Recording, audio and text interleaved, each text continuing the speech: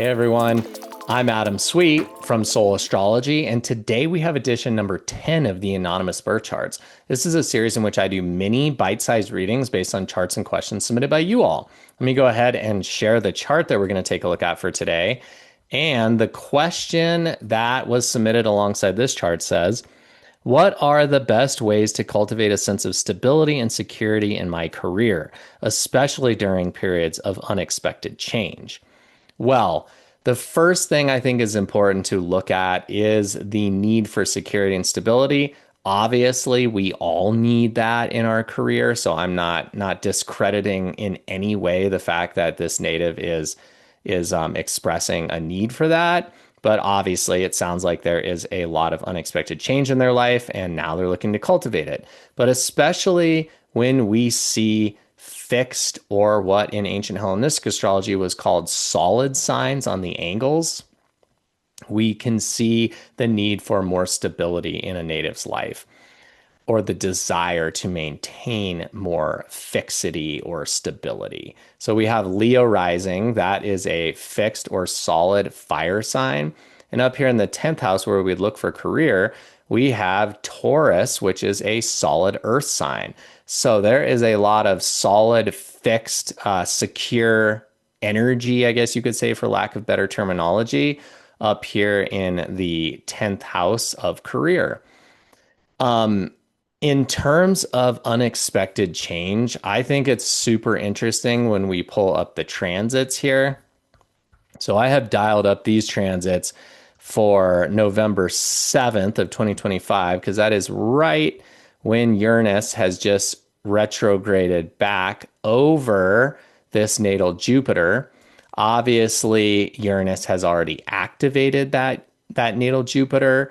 It's been in Gemini, and now it's retrograding again back over that Jupiter, and it will go back over it again. So a lot of activation of natal Jupiter here. Uranus is literally the planet of unexpected change. So we have Jupiter being activated many times by this transiting Uranus up here. And Jupiter is actually in an interesting condition itself, because it is at what is called the anaretic degree of a sign. That is the 29th degree.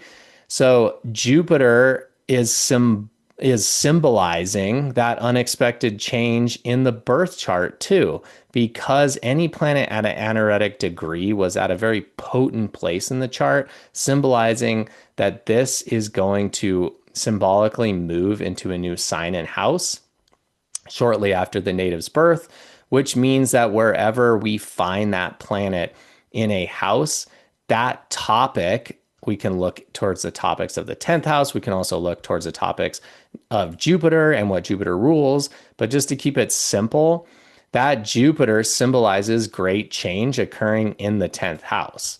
So I think that this all points to that unexpected change.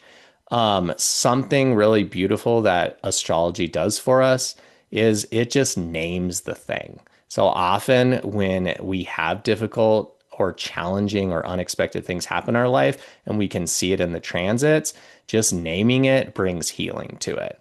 So that's one of the most beautiful things that I think is just very important and wonderful about astrology. So let me go ahead and stop sharing the transits though. Let's go back to just the natal chart, because this native is really asking, what are the best ways to cultivate a sense of stability and security in my career?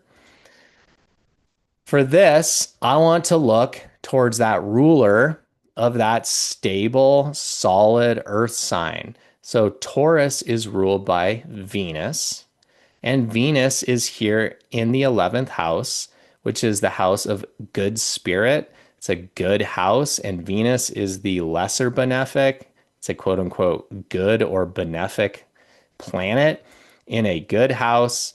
And Venus naturally signifies relationships. And the 11th house is the house that topically signifies groups and friends. So when there is instability happening in your 10th house, I would look to that ruler of that 10th house to be a rock in hard times. And what do we see it signifying? We see it signifying friendship, groups, helpful, benefic influence from friends. So an interesting dynamic in this chart is that the exaltation ruler of Taurus is the moon, and the moon is down here in Leo in the first house in a very prominent position. It's angular and in the first house. So, being a Leo rising and having the moon there, the exaltation ruler of that 10th house, I would think that this native may kind of may edge towards or want to believe that they can do it all themselves.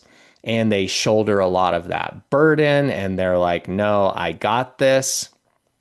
But I would say, please don't be afraid to ask your friends for help. That is really important in times of insecurity and great change is we need people to lean on. We need to know we have friends that we can talk to or borrow money from if we need to. And I just think that that is a really important, very prominent and potent aspect in this birth chart that I hope brings you a sense of security. Okay. Thank you for watching. I hope we did some good work for the native today. If any of you are interested in a mini bite-sized reading like the one you saw here today, send me your birth data and a question to adam@soulastrology.com and we'll go ahead and take a look at it. Thanks for watching, everybody. I appreciate your time. Bye.